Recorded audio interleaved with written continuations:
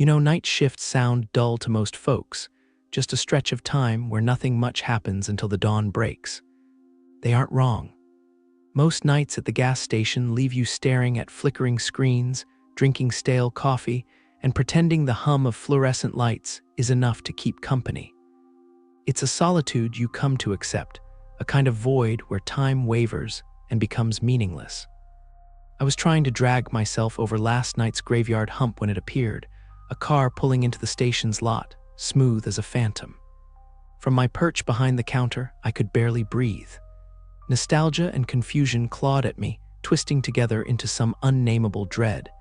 It was an '87 Monte Carlo, pristine, not a speck of rust on it. It shouldn't be, couldn't be here. They stopped making those in the late '80s. Seeing it glide under the buzzing canopy lights, glimmering like it had just rolled off the assembly line, made my heart stutter. I stepped out from the counter, compelled by a mix of wariness and curiosity. As I walked, I tried to maintain some grip on reality. My mind raced back through faded catalogs, television ads from back when I was barely out of childhood, and those car obsessives who brimmed with reverence for restoring such models. Maybe this was one of theirs. But then where had it come from, at this ungodly hour, and most unsettling of all, was who would choose to bring it to this out-of-the-way spot off the interstate. My shaky hand pushed through the double doors, releasing a whoosh of chilled air conditioning into the night. Gravel crunched beneath my shoes as I approached, noting how the car's paint shone under the fluorescence, a mirror finish that seemed to breathe in the sterile glow and make it its own. This was no restoration. The years hadn't touched it. The interior was empty, save for shadows whispering across the cloth seats. But I swear I felt an atmosphere about the car, an almost hypnotic pull that begged for closer inspection. It shouldn't have been possible, but the license plate, those digits and letters, it whispered of a time out of joint, a portal inviting some violation of the natural order. That was the moment I should have backed off, flagged it as some quirk of the mind spun from sleep deprivation and tonight's caffeine dose. But no, I moved closer, too curious, trembling with questions I didn't yet know how to ask. I remember stretching my hand to touch the hood, charged with the sensation that it might dissolve into nothing. Instead, my fingertips met cold, hard steel as if cementing its place in this world. I was grounded in disbelief. I leaned down to peer into the front seat, almost expecting to spot a trick of the light or reflection, a plausible explanation. But all I saw was an old map, crumpled on the passenger's seat. A map, in perfect facsimile of one my father used to keep in the glove box, marked with excess over old gas stations and shortcuts long forgotten. Somehow, seeing it there stirred a ripple of childhood memory and spiked fear jagged and wild into my throat. That's when I heard the footsteps behind me, the rustle of shoes over gravel, that sent a shiver straight through to my core, paralyzing my breath. It was as if the night itself congealed, heavy and aware, retaining some measure of vigilance I didn't yet comprehend. With no echo but mine, the sound felt intimate and foreign, set to unmake this reality before my very eyes. My pulse quickened, and my rolling adrenaline threatened to erase reason. My head turned, slow, deliberate, fighting the impulse to break into a frantic dash back inside. But fear held me fixed in the moment, connected by the thin line of some story outpacing my comprehension. What swallowed me in its shadow, what had filled the bright void of this graveyard haven, was a stranger's body blocking the light, their outline indistinct and ominous in the flickering glow of the gas station sign. Unnervingly silent, yet resonating with intention. A waiting game in a tableau of impossible visitations. Frozen there, an unbearable anticipation crackling between us, that's when I knew the night had only just begun. And I wasn't sure what would be left of me when the light returned. The footsteps fell heavy and deliberate, like the sound of an echo reaching back from some distant memory. I spun around, my heart caught between beats, expecting to encounter a stranger's eyes. But no one stood there. Just the eerie silence of the night, stretched taut by the quiet hum of fluorescent lights above. I gripped the map tightly, the the paper brittle and worn, yet imbued with a sense of nostalgia that seemed misplaced. It was the sort of map you might find in a box of keepsakes after someone you loved had passed, something that felt alive with history and secrets. Trembling, I folded it up, slipping it into my pocket as if it might somehow anchor me to reality. Inside the station, the world was a bubble of warmth and normalcy. The radio was still on, whispering a late-night tune, the kind that makes you feel both lonely and comforted at once.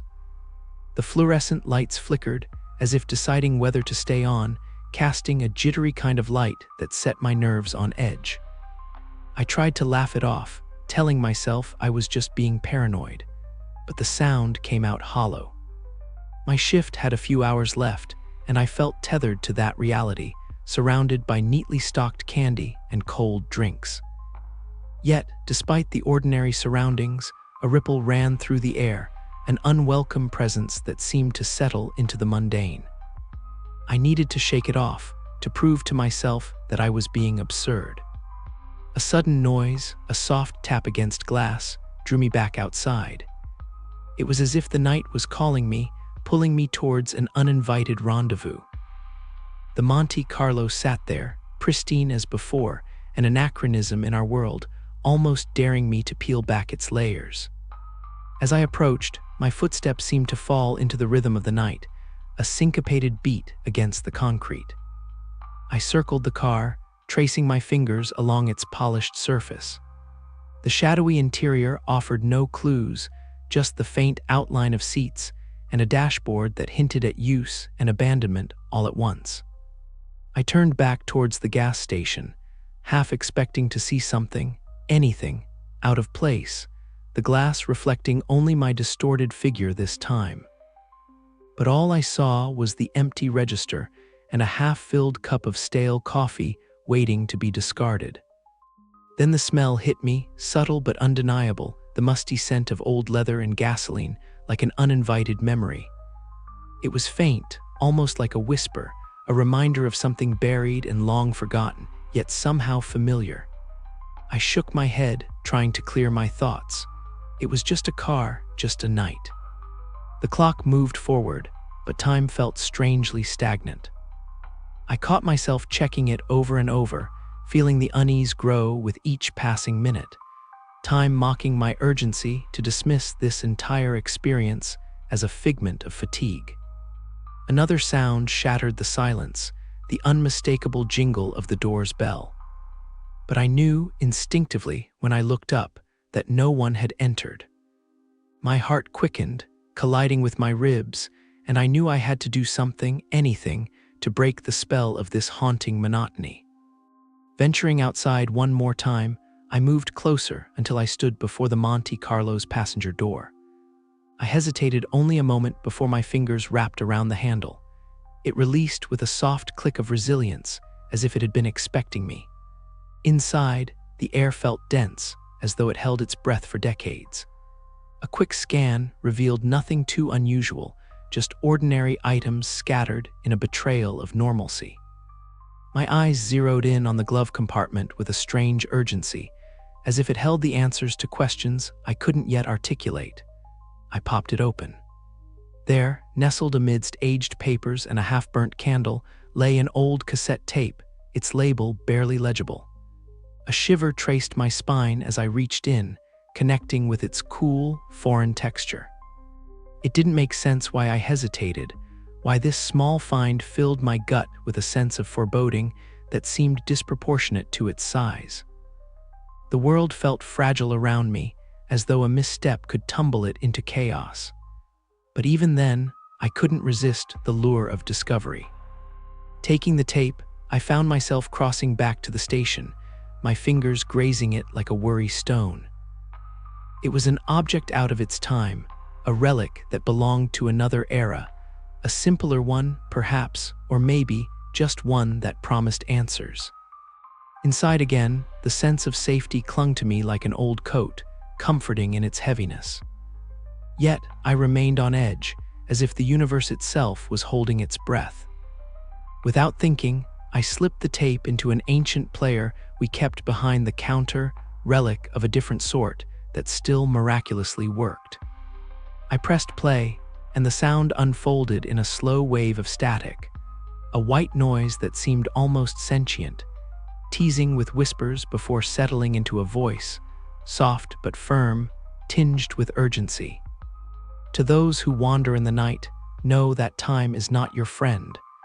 What you see is only half the truth. The voice faded beneath more static, leaving an echo in its wake that tunneled through the room. I pulled back, staring at the player as if it had spoken to me, trying to gather the threads of calm that were slipping through my fingers. In the solitude of that gas station, between the lingering aroma of stale coffee and the faint ring of a phantom bell, reality felt like sand cascading through an hourglass, each grain a silent, insistent reminder of the unknown. Doubt gnawed at me, questioning what was real. Was it my exhaustion, my loneliness, or something buried deeper, finally unearthed? My mind flicked back to the map in my pocket, that innocuous relic radiating an energy I couldn't disregard. And despite the firm grasp on clarity, I tried to maintain. Its lines and worn creases weighed heavily. With the night slipping into early dawn, I knew this was more than just inexplicable. A beckoning path, lined with shadows of things half remembered. The air was heavy as I stepped away from the Monte Carlo, the cassette's unsettling message echoing in my head like a shadow I couldn't shake. The notion of time being deceptive clung to my mind like cobwebs. Every inch of my skin prickled with the feeling that I was being watched, though the road lay empty and the station stood silent behind me. I kept the map clutched in my hand, the paper cool and solid, yet filled with a creeping dread that came from the way its worn creases unfolded, as if it were alive. I tried to shake it off, reasoning that these were remnants of an old fear, phantoms conjured by the overlapping layers of memory and midnight delirium. I glanced at the clock above the register. Its hands seemed stuck, almost mocking my anxious fixation on time. The gas station's fluorescent lights flickered, casting the place in pulses of color that made my head spin. Restlessly, I shoved the map in my pocket and made my way back inside, my footsteps echoing hollowly. Every sound, every creak of the floorboard seemed exaggerated, feeding into a growing sense that the boundaries of this night stretched beyond reality's normal confines. I found myself staring into the hollow reflection of the glass door, a silent vigil where my reflection felt more like an intrusion than my own. I knew I had to listen to that cassette again to see if there was something I missed, some hidden meaning behind the cryptic message. But the player sat on the counter, quiet and somehow menacing in its stillness. I hesitated before pressing play, knowing whatever it might reveal could not be unheard. The tape hissed to life, repeating its warped message, its voice a stranger's, but tinged with the cadence of someone I might know. Time plays tricks. What you see, what you remember, isn't always truth. You were here before, you will be here again. The road never ends. As the voice faded back into static, I paused, the weight of its words sinking into my bones. The notion of being here before lingered, hovering over me like a specter of something lost or forgotten. I tried to dismiss it, to focus instead on the patterns of light playing across the walls. But my gaze drifted to the old payphone by the door, the one that hadn't rung in years. Tonight, its silence was deafening. Compelled by an impulse I couldn't name, I crossed the room and lifted the receiver. It seemed absurd, dialing my father's number, a number I knew by heart but hadn't dialed in years, not since he passed. Yet, the longer I stood there, the more I felt the phone's weight anchoring me to something beyond logic. My fingers trembled as they went through the motions, each click of the dial like a heartbeat, slow and deliberate. I half expected, or perhaps hoped, for nothing static or silence. Instead, on the other end came a sound I hadn't expected to hear, breathing, deep and slow. My heart thundered in my chest as I stood frozen. The line was dead, yet there was a connection, something, someone there. "Hello," I tried, my voice almost unrecognizable to my own ears, barely more than a whisper. The line crackled, as if the very fabric of time struggled to maintain its grip on both ends. There was a pause before an almost familiar voice, faint and distorted, came through. "You were right," it said. "It's never too late, but you have to stop looking back. The road ahead is where you're needed." My legs felt weak beneath me, the receiver slipping from my grip as the weight of what I'd heard pinned me to the spot. The phone dangled, swaying in time with the fear and recognition rising within me. My father, or something speaking with his voice, offering a warning, or perhaps a plea. How many nights had I spent thinking of the past, wishing to relive moments, to rewrite my story from the middle, hoping to understand some elusive truth. Now here I stood, perhaps on the brink of discovering it, yet utterly unable to move any further. The gas station stood unchanged around me, yet it felt like stepping from an old life into something new and unfinished. The Monte Carlo in the lot was the lone anchor to the unfolding chaos, its presence an enigma refusing to be dismissed. I moved outside again, the cool night air a balm against my fevered skin. I studied the sky, seeking constellations or navigation in the chaos above. In that moment, every choice, every path I'd wandered alone, seemed contained within the rustling leaves and whispering winds, a reminder of how time played its tricks, luring us forward, ever onward.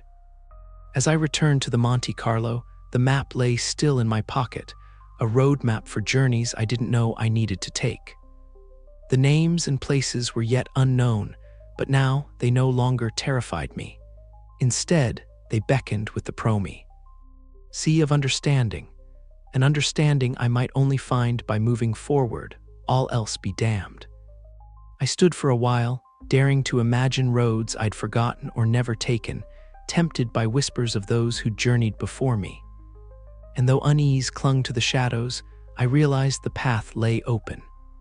In every breath, I felt the weight of an expanse stretching beyond sight, a quiet wrongness that was not to be ignored, but to be faced.